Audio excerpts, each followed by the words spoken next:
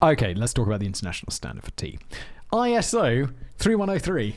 The International Standards Organization actually has specified the correct way of making tea. You've seen ISO things around, I assume, right?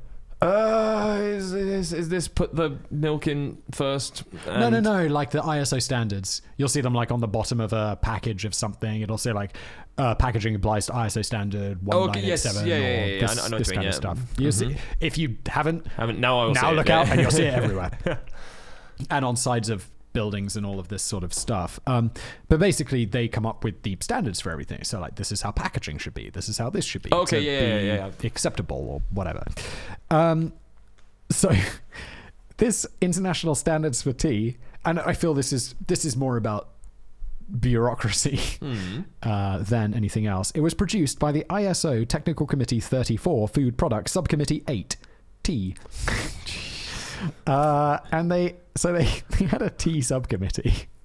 And you want to hear what they came up with?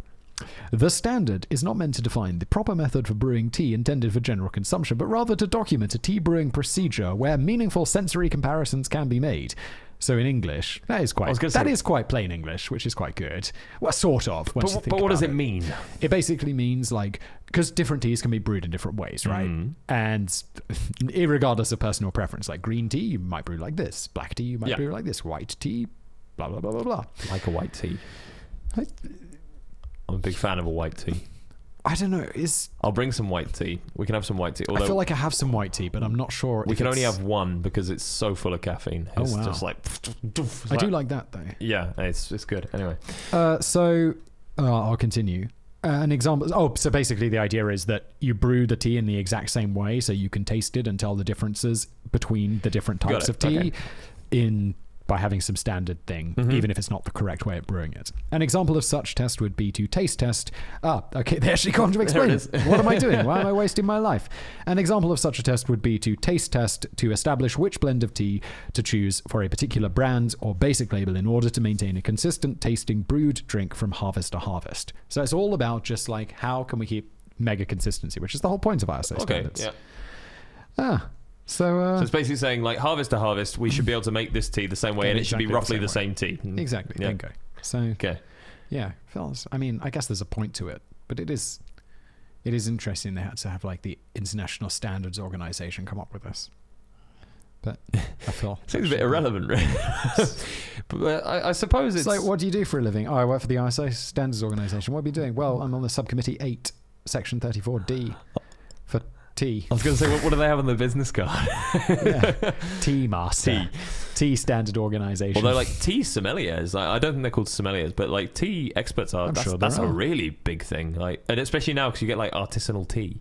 You do? Well, I don't know if they call it artisanal, but you like now is everyone's buying posh teas and sort of flavored teas and this tea. And I went to Whittard's the other day, the tea shop, and I bought some tea. My wife was like, "Oh, let's get some of this tea," and we're like, "Oh, let's just have I don't know, 50 grams or whatever normal size amount of tea was." I'm like, holy shit, tea's expensive. Like, I mean, there's some fancy ass tea. Yeah. And I was like, it's a lot of money for tea. Yeah. But I guess it makes a lot of tea. That's the wrong PG tips. Anyway, so, that's kind of it. Quick question. Do you know, all right, here you go, interesting. Do you know what the PG tips and typical like tea bags are made to do? Like, so if we think you buy a nice cup of tea, like a nice pot of tea, and you go to make that tea, generally they're quite like long grains, like long leaves and things like that. So you'd soak them in. Aren't they dusty? It's not that they're dusty. They are made to be as strong as possible, as quickly as possible, and what was it? As quickly as possible, fast as possible, strong as possible, and to reach its like maximum taste, like to be as tasteful as soon as possible, quick as possible. And so like good to be drank with milk or without milk. It's kind of made to just be the all round tea. So the builder's tea, if you will.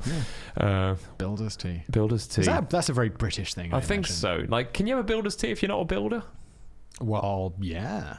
What is it? It's PG milk, tips, milk, kind of, sort of. But it's milk, 2 sugars, isn't it? Wait, I thought builder's tea meant it's just generic. You know, it's not like, ooh, Earl Grey or Lady Grey. I think a builder's English tea... breakfast. I thought it would just be like PG tips or, Tesco standard. I think a builder's tea is milk and 2 sugars.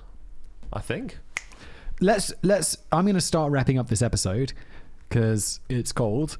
But I do want to know what builder's tea is. So thank you everybody for listening. If you care what okay, so there you go. That was actually quite quick. Yeah, my fingers are so cold. I can't search anything. Strong cup of tea, taking a break, brewed in a mug, small amounts of milk. There you go. Yeah, milk, 2 sugars. It doesn't say that. 1 or more teaspoons of sugar. But this is optional. But that's when you make. Yeah. Okay. So it's just. If you have strong brown tea. If you have 2 builders come for, well, I don't know why we need 2 builders. It says but if right you there, have a builder, Sam. I disagree. It's a strong cup of tea. That's the definition. Everything else is optional. It's a strong cup of tea. It's builder's tea. All right, we'll agree. We'll agree to